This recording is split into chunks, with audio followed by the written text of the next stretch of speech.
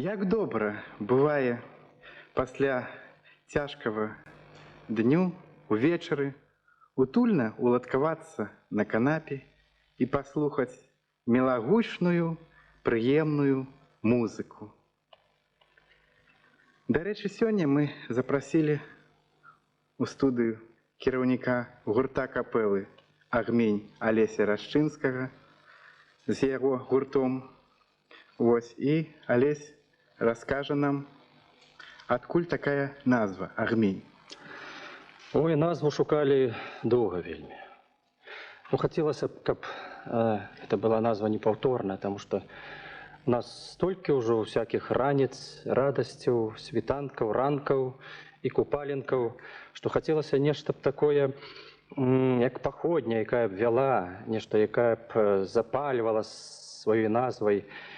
І вось калісьці я купіў зборнік Анатолія Сыса, паэта нашага, які называўся «Агмень». Вершы спадабаліся. Назву шукалі даўжэй, чым зрабілі праграму. Ужо праграму зрабілі, а назвы не было ўсё. Былі прапановы розныя, і журботныя ўсякія, но ўсё-такі хацелася б нешта такое светлае. І прыпыніліся на гэтай назве «Агмень». Агмень – это ачаг, значыць, это нешта такое агмяністае, светлае, што б, можа быць, дапамагала б нам у захаванні нашай спадчыны нацыянальнай, вяла нас на новыя пошукі, новых песень, новай музыкі. Ну, вось такім чынам.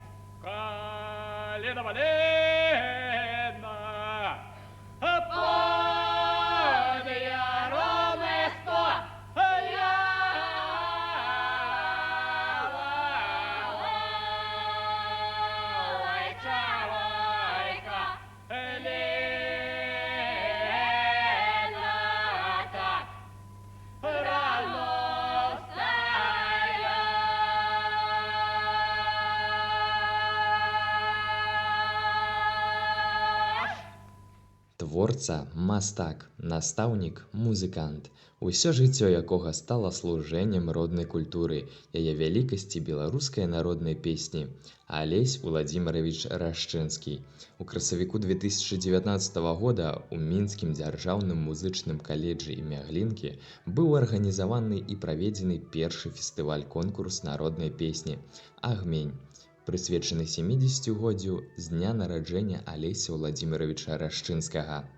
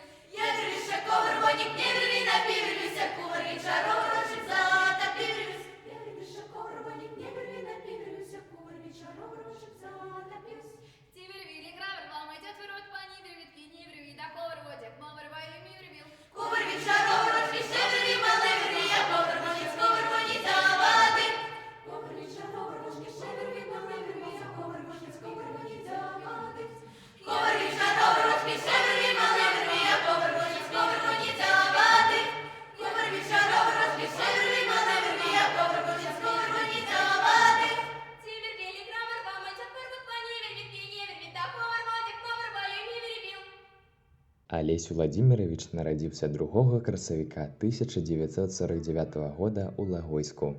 З дзяцінства яго суправаджала беларуская народная песня. З маленства хлопчык назіраў за прыезджымі мастакамі, слухаў музыку па радыёталерцы, граў на баяне дуэтам з бацькам і марыў аб прафесійнай музычнай кар'еры. Наши родители из семьи крестьян. Отец родился в деревне Понизовье Логойского района, мама в деревне Гостиловичи, 3 километра от Логойска. Вот они встретились после войны и поженились. Потом появились мы. Мы с братом Александром погодки. Я на год старше его. И у нас еще в семье младше на 5 лет брата сестра Светлана. Брат был таким сообразительным, с чувством ритма, и уже тогда учительница увидела в нем задатки артиста. Я слушал, как он рос. Он сначала играл на баяне гаммы, отец купил ему баян Тула. Он его целый день тягал, такий маленький хлопчук, але вельми добре працаваў за гэтым інструментам.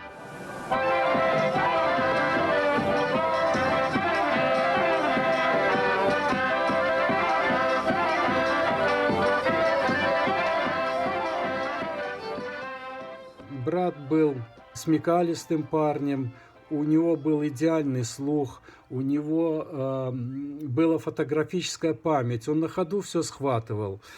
Я помню, как уже к концу первого года учебы он играл «Дунайские волны», «На сопках Манчжурии». Я слушал все эти гаммы, «Перепелочка», «Этюды черни». Уже в 7 классе брат научился играть на трубе и играл в клубе. В клубе было пианино, он освоил это пианино, играл без нот. Потом играл он на саксофоне, приехал саксофон альт в клуб. Дзякуючы свайму таленту і настойлівасці, будучы кампазітар у 1966 годзе паступае ў мінскую музычную вучэльню на аддзяленне харавое дырыжыраванне. Сціпламу местачковаму юнаку пашчасціла атрымаць першыя прафесійныя веды ў цудоўных выкладчыкаў Алексея Петровича Граса и Евгении Борисовны Назаранки. После 10 класса только с 2 классами музыкального образования поступил в музыкальное училище.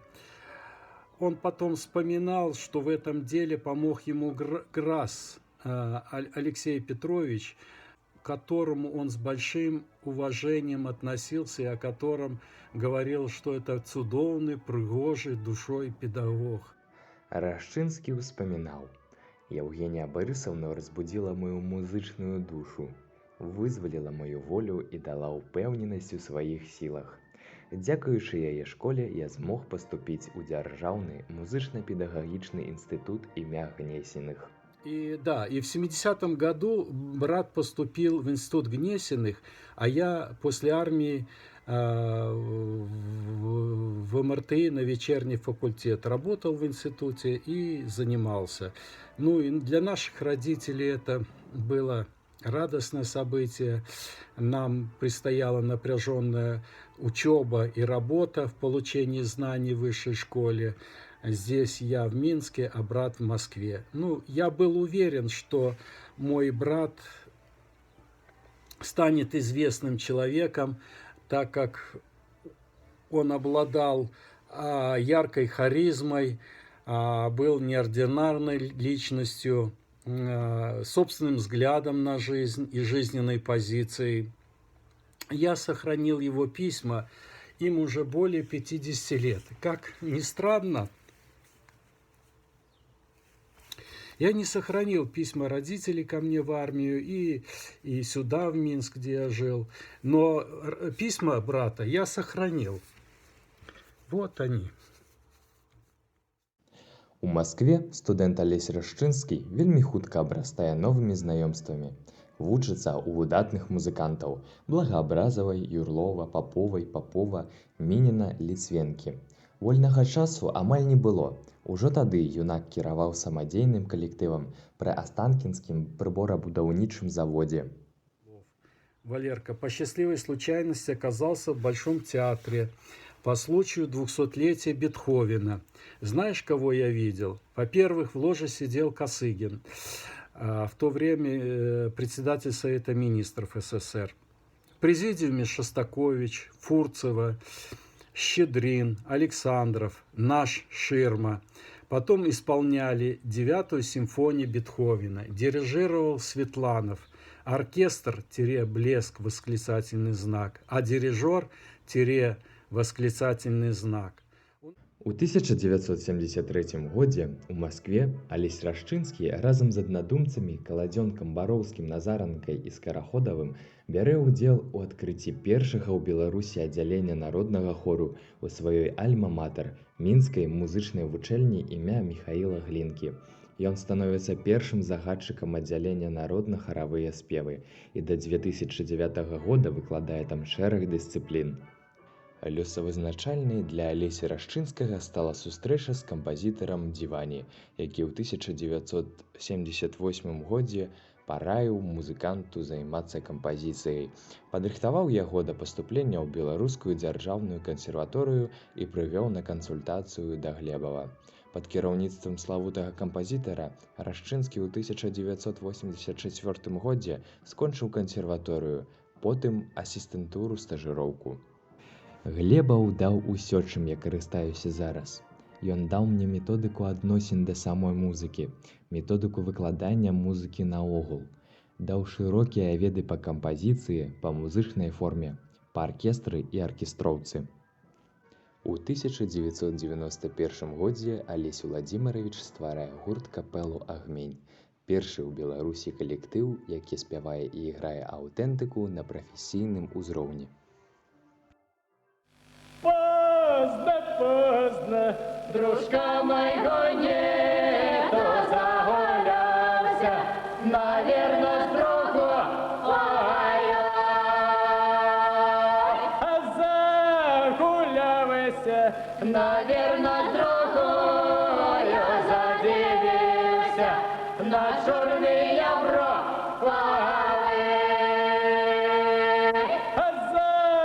Задивився на чорний брови, чорні брови, я буду любові. Я хочу сказать, что кроме того, что брат был отличным педагогом, композитором, самобытным музыкантом, виртуозом, но и от Бога публицистом. Он много писал. Писал о своих учителях, о своих учениках. Вот в одной из статей «Белорусская Мадонна», которую он посвятил первой ученице Марии Сергун, с большим уважением и благодарностью вспоминал о своих учителях. Алесем Рашчынскім напісана больш за 400 апрацовак беларускіх народных песень. На пытанне, адкуль узнікла ваша цікавасць да народнай творчасці і беларускай музычнай культуры, ён адказваў: «Беларуская народная песня – шчасце, якое даў мне Бог. Праз беларускую песню я ўсведамляю сябе часткай народа. Для мяне фальклор – не проста народная творчасць, ён філасофія, светапогляд беларускага народа, да якога я належу».